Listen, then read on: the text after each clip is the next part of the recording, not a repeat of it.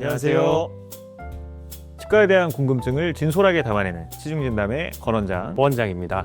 자, 그래서 오늘은 구독자분들의 사연을 바탕으로 또 이야기를 풀어가는 시간을 가져볼까 하는데요. 오늘 저희가 제보받은 사연 중에 무엇을 먼저 좀 다뤄볼까요? 잇몸 치료 얘기가 많이 왔던 것 같고요. 요즘 유튜브에 좀 화두긴 하잖아요, 잇몸 치료. 그렇죠, 잇몸 치료. 네. 또 저희 선배님 중에 한 분이 또 잇몸 치료 관련해서 또 유튜브로 100만 조회수를 달성해서 100만 뷰를 저희도 달성하신 분들. 괜히 욕심이 좀 음. 나는데 필요 없는 얘기는 뒤로 하고요.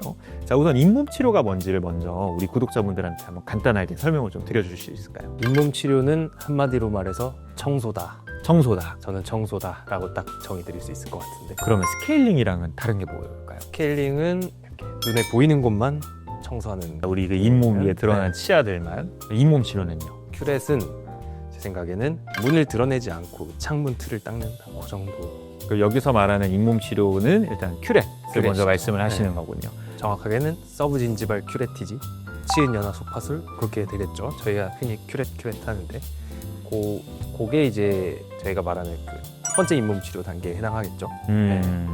맞습니다. 이제 호 원장님이 말씀하신 대로 이제 우리가 처음 치과에 와서 간단하게 내 치아들을 깨끗하게 청소한다 하면 제일 먼저 떠오르시는 게 스케일링이실 거고요. 근데 사실 스케일링은 이제 엄연히 정의에 따르면 잇몸 위쪽에 쌓인 치태나 치석들을 깨끗하게 청소하는 걸 의미를 합니다. 물론 청소하면서 잇몸 살짝 안쪽까지는 뭐 청소를 할 수는 있겠지만 우리가 막연하게 생각해 보면 잇몸 안쪽까지 깊숙하게 기구를 넣으면 어떻겠어요? 아프죠. 아프시죠. 그래서 불편하실 수 있고. 근데 우리가 엑스레이를 이렇게 자세하게 좀 찍어보면요, 잇몸에 덮여있는 치아 뿌리 쪽에 이렇게 뾰족뾰족 단단한 것들이 튀어나와 있는 경우가 종종 있습니다.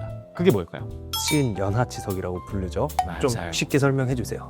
치은연화 치석은 우리 요 잇몸 위에 눈에 보이는 그런 노란 치석들보다 조금 더 지독한 녀석이라 생각을 하시면 됩니다. 치석들이 이제 잇몸 안쪽까지 이제 치태나 이런 것들이 껴서 관리가 안 되면 단단하게 굳어서 치석이 되는데요. 이런 치석들은 이제 공기랑 만나지 않고 있다 보니 현기성 세균들이 주를 이루게 되고 색깔도 좀 갈색에서 검게 변하면서 단단하게 치아에 붙게 됩니다. 문제는 단단하게 붙는 것뿐만 아니라 세균이 거기에 서식하다 보니까 잇몸뼈가 자꾸 녹고 잇몸이 붓고 이걸 쉽게 표현하면 풍치가 되는 거죠. 그래서 그런 것들을 당연히 다 제거를 해줘야 되는 게 필요한데 아까 말씀드린 대로 스케일링을 그냥 무작정 깊게 하면 너무 불편하시니까 너무 불편함. 뭘 할 수밖에 없겠습니까?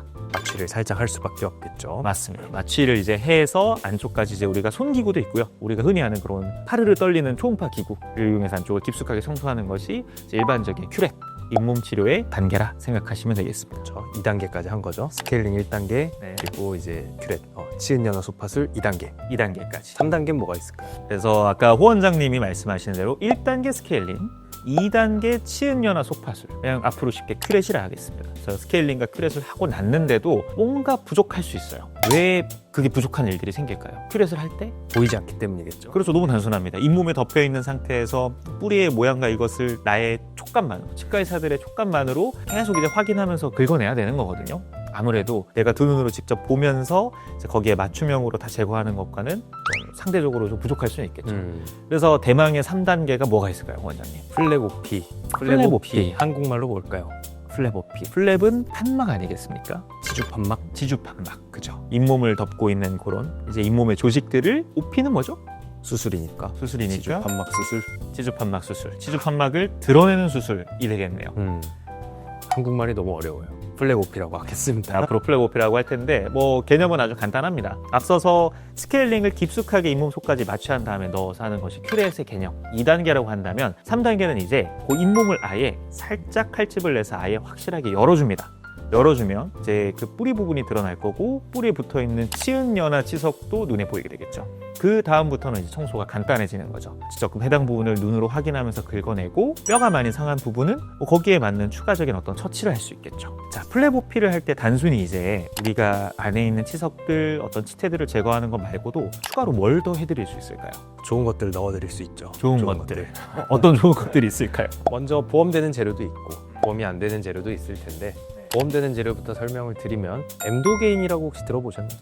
엠도게인 네. 사실 저희 치과 의사들 사이에서는 상당히 유명한 일종의 재료인데 이거 좀 요즘 환자분들께서 알고 방문해 주시는 경우도 있어요. 엠도게인이 뭘까요? 엠도게인은 정확하게 말하면은 이제 치아를 구성하는 범랑질이라고 하는 그 층에서 유래한 단백질입니다. 엠도게인은 범랑질 유래 단백질이고 그거를 이제 치주 결손부 잇몸 밑에 뼈가 없는 곳에 넣어주면 이제 재생이 된다. 그래서 소위 잇몸 재생 치료라고도 불리는 경우가 있는데 저는 뭐 그렇게까지 그런 거창한 말은 좋아하진 않고 치아에서 유래한 단백질을 넣어줬을 때 이제 치조골 결손부에 뼈가 될 수 있는 그런 어떤 포텐셜이 있는 물질을 넣어준다. 그 정도의 느낌인 것 같아요. 제일 중요한 건 보험 적용이 된다는 사실이겠고. 맞습니다. 급여 적용이 되고 그 엠도게인이라는 물질이 어떤 역할을 하느냐, 그렇게 치석이 있고 때가 있게 되면 그 주위에 내 잇몸뼈가 상하게 되지 않겠습니까? 그 상한 부분을 깨끗하게 청소한 다음에 엠도게인과 같은 물질을 넣어두면 내 잇몸뼈가 다시 어느 정도는 회복될 수 있도록 좀 더 도움을 준다, 이렇게 생각하시면 되겠고, 저희가 이제 그런 재료들을 직접 구매를 하다 보니 가격대를 대충 알지 않습니까? 가격대가 사실 단가가 한 환자분한테 쓰는 게 좀 꽤 비싸요. 10만 원 일단 넘어갑니다. 하지만 다행히도 우리가 이제 건강보험공단에서 급여 적용이 되기 때문에 70에서 80% 정도는 그렇죠. 이제 국가가 부담한다, 그렇게 알고 계시면 되겠네요. 환자 본인 부담금이 한 3만 원대 정도 나오더라고요. 맞아요. 네. 그 정도가 되고, 이제 이런 앞서 말씀드린 1단계 스케일링, 2단계 잇몸 치료, 3단계 플레보피까지 사실 다 급여 적용이 되는 그런 치료라고 생각해 주시면 되겠습니다. 그래서 옆에 모형을 한번 좀 줘보실까요?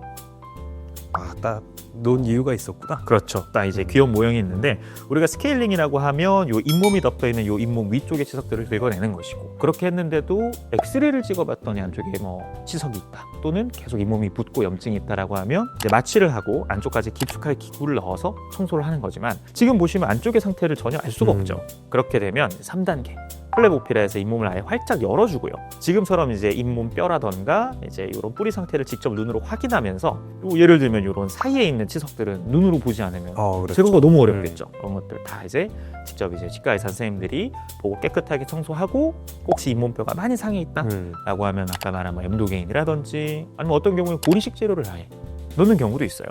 그런 식으로 하고 다시 이렇게 열었던 잇몸을 덮어주는 식으로 3단계가 마무리가 됩니다. 그래서 사실 이런 1단계, 2단계, 3단계에 이르는 이런 잇몸 치료의 과정들이 내 치아를 조금 더 살려 쓰고 싶고 아껴 쓰고 싶은 분들한테는 적극적으로 권장되는 치료이기도 합니다. 물론 요즘 임플란트 많이 좋아지긴 했지만요, 결국에는 내 치아 오래 살려 쓰고 아껴 쓰는 것만 못하잖아요, 사실.